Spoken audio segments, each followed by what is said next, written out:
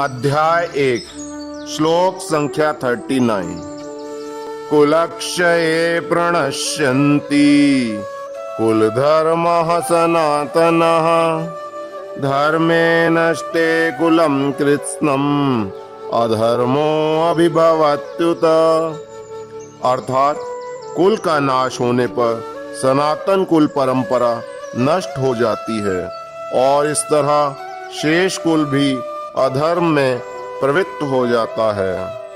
तात्पर्य: वर्णाश्रम व्यवस्था में धार्मिक परंपराओं के अनेक नियम हैं जिनकी सहायता से परिवार के सदस्य ठीक से उन्नति करके आध्यात्मिक मूल्यों की उपलब्धि कर सकते हैं। परिवार में जन्म से लेकर मृत्यु तक के सारे संस्कारों के लिए वयोवृद्ध लोग उत्तरदायी होते हैं, किंतु इन वयोवृद्धों की मृत्यु के पश्चात संस्कार संबंधी पारिवारिक परंपराएं रुक जाती हैं और परिवार के जो तरुण सदस्य बचे रहते हैं वे अधर्म में व्यसनों में प्रवृत्त होने से मुक्ति लाभ से वंचित रह सकते हैं। अतः किसी भी कारणवश परिवार के वयोवृद्धों का वध नहीं होना चाहिए। श्लोक संख्या 40। अधर्माभिभवात् कृष्ण प्रदुष्यन्ति कुल स्त्रियः स्त्रीषु दुष्टाषु वाष्णेय जायते वर्ण संकरः। अर्थात हे कृष्ण, जब कुल में अधर्म प्रमुख हो जाता है तो कुल की स्त्रियां दूषित हो जाती हैं और स्त्रीत्व के पतन से हे वृष्णिवंशी अवांछित संतानें उत्पन्न होती हैं। तात्पर्य: जीवन में शांति, सुख तथा आध्यात्मिक उन्नति का मुख्य सिद्धांत मानव समाज में अच्छी संतान का होना है। वर्णाश्रम धर्म के नियम तथा जाति की आध्यात्मिक उन्नति के लिए समाज में अच्छी संतान उत्पन्न हो। ऐसी संतान समाज में स्त्री के सतीत्व और उसकी निष्ठा पर निर्भर करती है। जिस प्रकार बालक सरलता से कुमारगामी बन जाते हैं, उसी प्रकार स्त्रियां भी पतनोन्मुखी होती हैं। अतः बालकों तथा स्त्रियों दोनों को ही समाज के वयोवृद्धों का संरक्षण आवश्यक है। स्त्रियां विभिन्न धार्मिक प्रथाओं में संलग्न रहने पर व्यभिचारिणी नहीं होंगी। चाणक्य पंडित के अनुसार सामान्यतः स्त्रियां अधिक बुद्धिमान नहीं होती, अतः वे विश्वसनीय नहीं हैं। इसलिए उन्हें विविध कुल परंपराओं में व्यस्त रहना चाहिए और इस तरह उनके सतीत्व तथा अनुरक्ति से ऐसी संतान जन्मेंगी तो वर्णाश्रम धर्म में भाग लेने के योग्य होंगी। ऐसे वर्णाश्रम धर्म के विनाश से यह स्वाभाविक है कि स्त्रियां स्वतंत्रता पूर्वक पुरुषों से मिल सकेंगी और व्यभिचार को प्रश्रय मिलेगा, जिससे अवांछित संतानें उत्पन्न होंगी।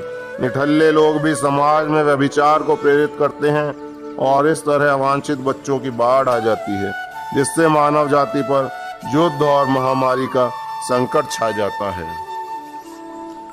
श्लोक संख्या 41। संकरो नरकायैव कुलघ्नानां कुलस्य च पतन्ति पितरो ह्येषां लुप्तपिंडोदक क्रियः। अर्थात अवांछित संतानों की वृद्धि से निश्चय ही परिवार के लिए तथा पारिवारिक परंपरा को विनष्ट करने वालों के लिए नारकीय जीवन उत्पन्न होता है। ऐसे पतित कुलों के पुरखे पितर लोग गिर जाते हैं, क्योंकि उन्हें जल तथा पिंड दान देने की क्रियाएं समाप्त हो जाती हैं। तात्पर्य: सकाम कर्म के विधि विधानों के अनुसार कुल के पितरों को समय समय पर जल तथा पिंड दान दिया जाना चाहिए। यह दान विष्णु पूजा द्वारा किया जाता है, क्योंकि विष्णु को अर्पित भोजन के उच्छिष्ट भाग प्रसाद के खाने से सारे पाप कर्मों से उद्धार हो जाता है। कभी कभी पितरगण विविध प्रकार के पाप कर्मों से ग्रस्त हो सकते हैं और कभी कभी उनमें से कुछ को स्थूल शरीर प्राप्त न हो सकने के कारण उन्हें प्रेतों के रूप में सूक्ष्म शरीर धारण करने के लिए बाध्य होना पड़ता है।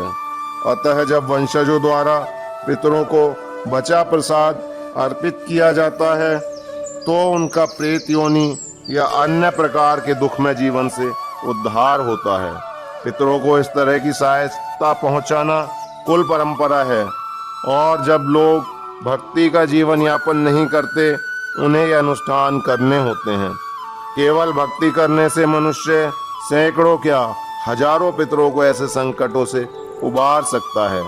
भागवत में 11.5.41 कहा गया है, देवर्षि भूताप्न निर्णाम पितॄणाम न किंकरो नायमृणी च राजन सर्वात्मना यह शरणम शरण्यम गतो मुकुंदम परिहृत्य कर्तम। जो पुरुष अन्य समस्त कर्तव्य को त्याग कर मुक्ति के दाता मुकुंद के चरण कमलों की शरण ग्रहण करता है और इस पथ पर गंभीरता पूर्वक चलता है, वह देवताओं, मुनियों, सामान्य जीवों, स्वजनों, मनुष्यों या पितरों के प्रति अपने कर्तव्य या ऋण से मुक्त हो जाता है। श्री भगवान की सेवा करने से ऐसे दायित्व अपने आप पूरे हो जाते हैं। हरे कृष्ण।